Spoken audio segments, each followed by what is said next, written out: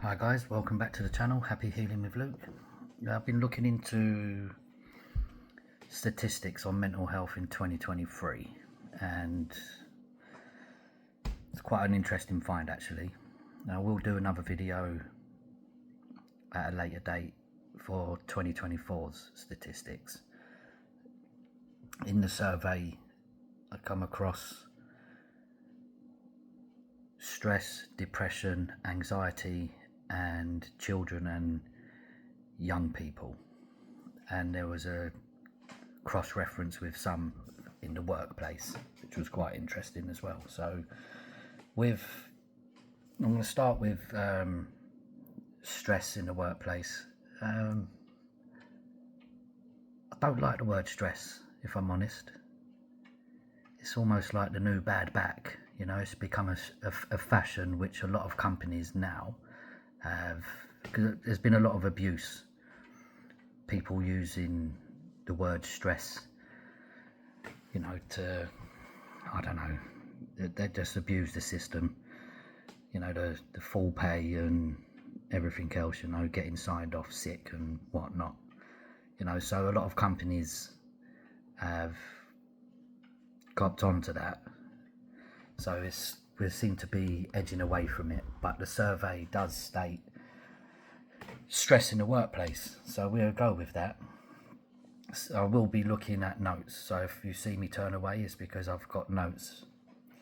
70% of people say they frequently experience stress in the workplace. 7% said they felt stressed every day. Now that's 1 in 14 adults at work in the UK alone. That's 7%. 74% of people feel so stressed they have been overwhelmed or unable to cope. And again, is that stress or is it deeper? You know, 76% of employees reported moderate to high levels of stress. 37% of employees experienced negative stress at work.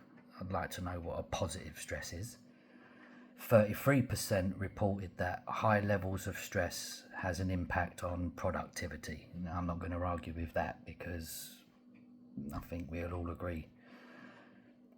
Of these under stress, 73% cited workload as a cause.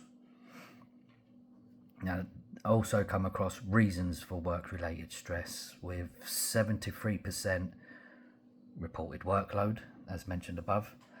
31% reported a lack of control. 29% reported a lack of support.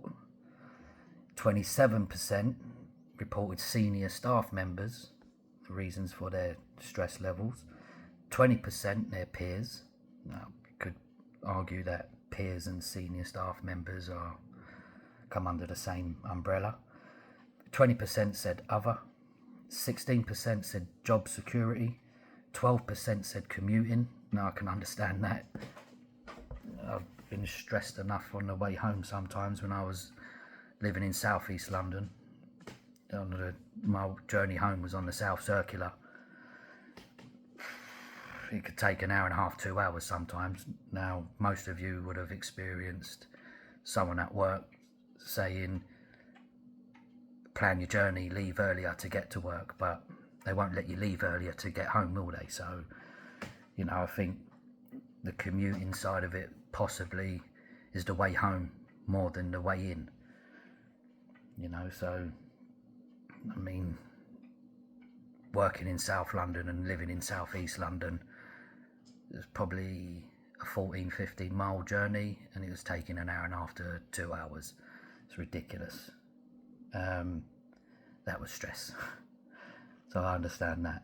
8% reported working from home, which is quite surprising. I don't know if that's high or not, but would I work from home in a different job? I think we'd all like to work from home. But in my job, I'm not going to bring a train home, am I? I don't think the neighbours will appreciate that. And then 3% bullying, which seems very low. And I think that's where the rest of the numbers need to be heading They need to be coming down.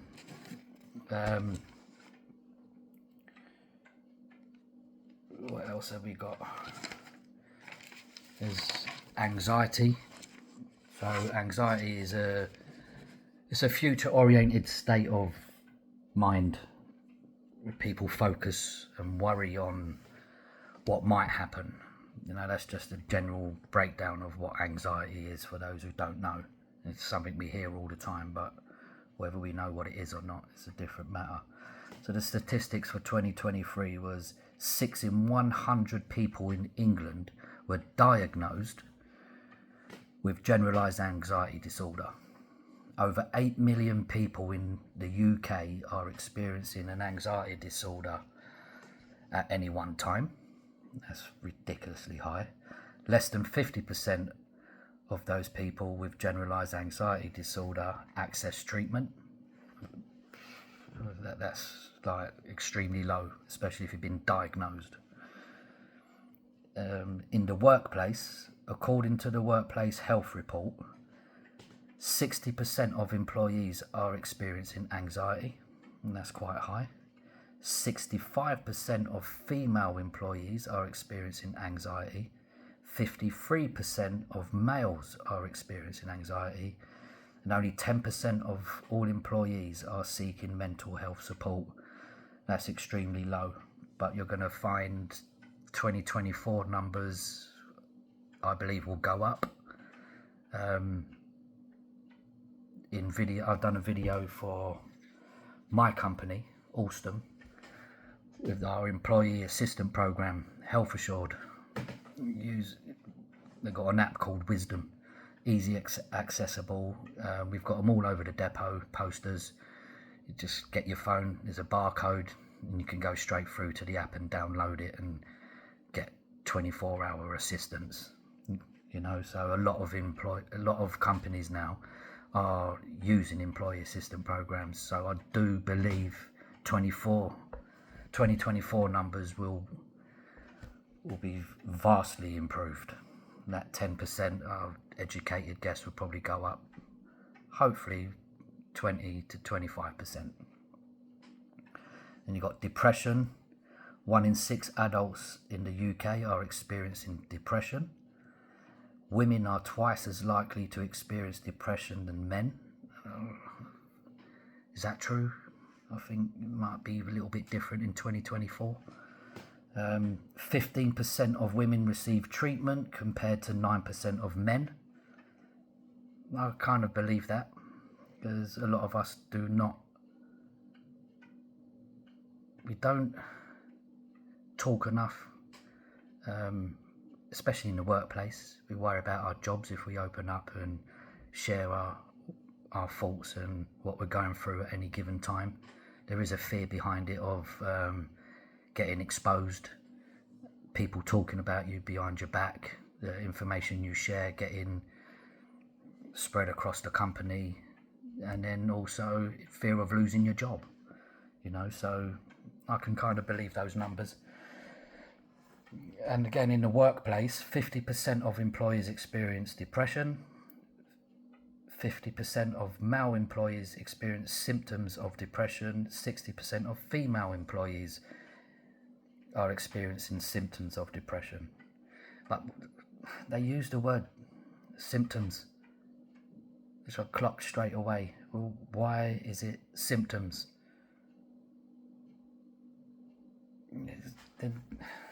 They're not getting diagnosed with anything, you know, and depression could mean a lot of things.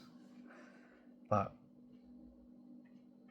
60% of females, 50% of males, I don't know, I think those numbers may flip in the next couple of years. I really do. I work in a male orientated environment, so the numbers for my company will be flipped without a shadow of doubt. But why symptoms? I don't know, is it? I don't know why. It's probably diagnosis, maybe professional opinions. But yeah, We'll move on to children and young people. This one was interesting. 1 in 5 children and young people aged 18 to 25 had a probable mental health disorder in 2023.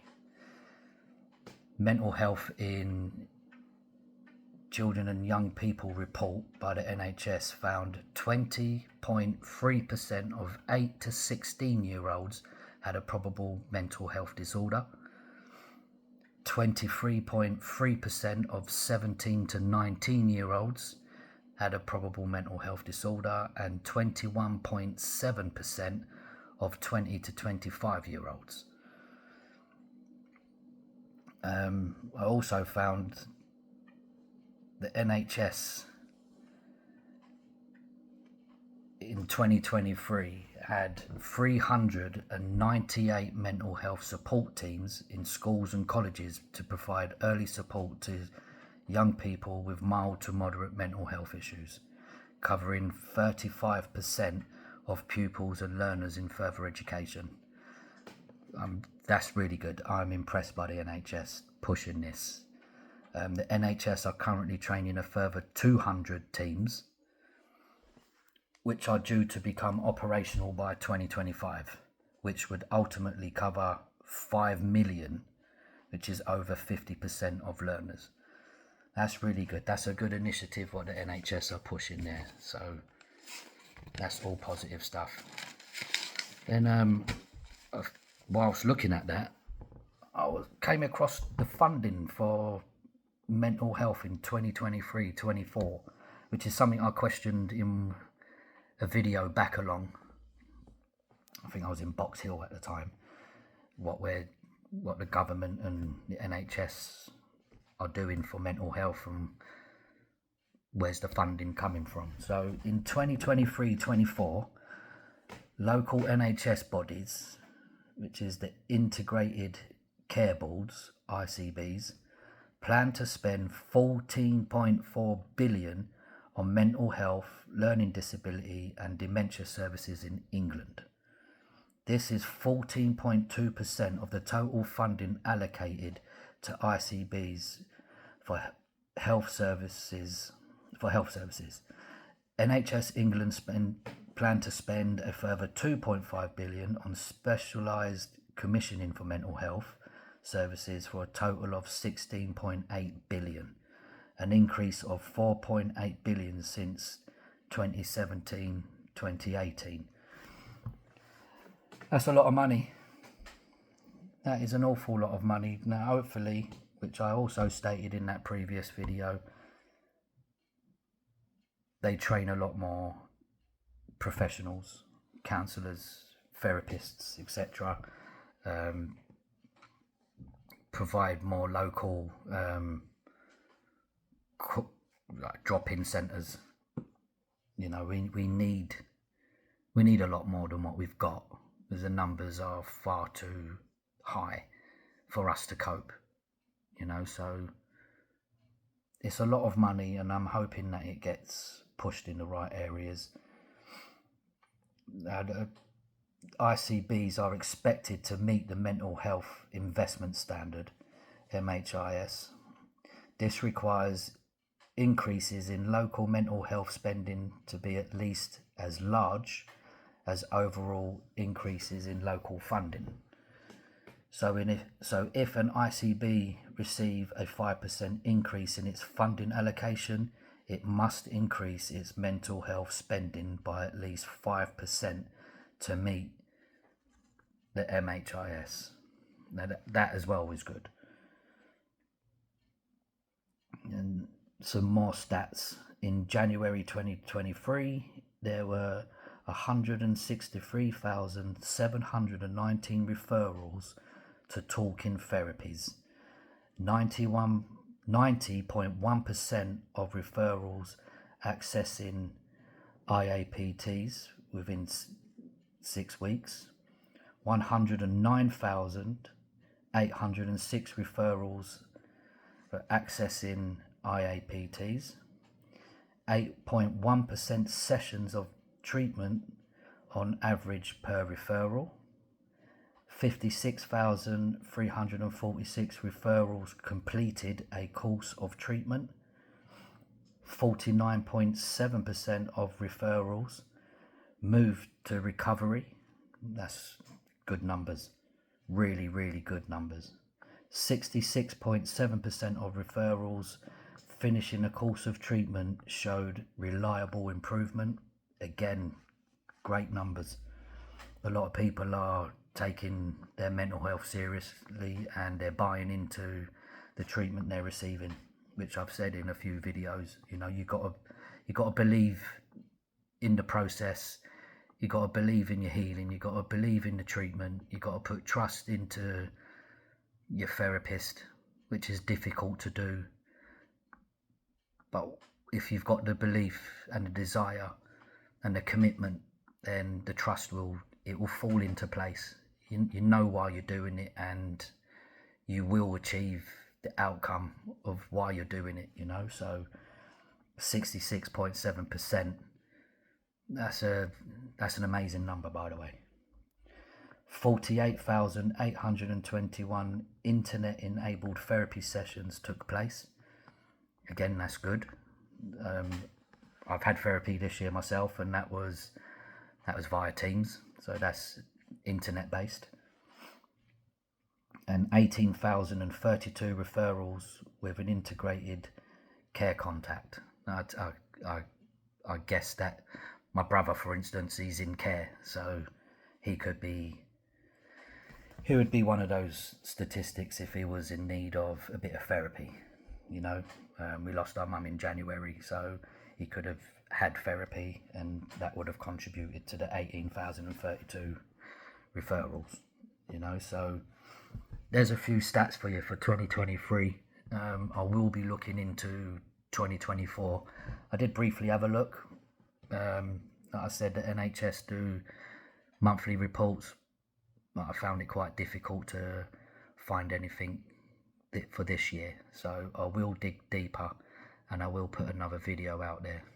You know, but good work from the NHS. And for the work-related stats, I think some of them will swap places with male and female. Again, if your workplace do not offer an employee assistance program, then ask the question. I'll be very surprised if they say no. I'm not talking about little firms, you know, that although they should, but there's a lot of contacts out there where you can access it for yourself as an individual or a small team, you know, a small business. But for the big companies out there who are not buying into it in 2024, I think the way forward with these numbers, I mean, you really need to be, you know. So guys, on that note, I hope the stats made sense to you. It is a little bit different. I haven't done anything like this before, but it's something that I wanted to do, so I've done it. And until the next one, get walking, get talking, get up with the sun, open those curtains, and keep smiling.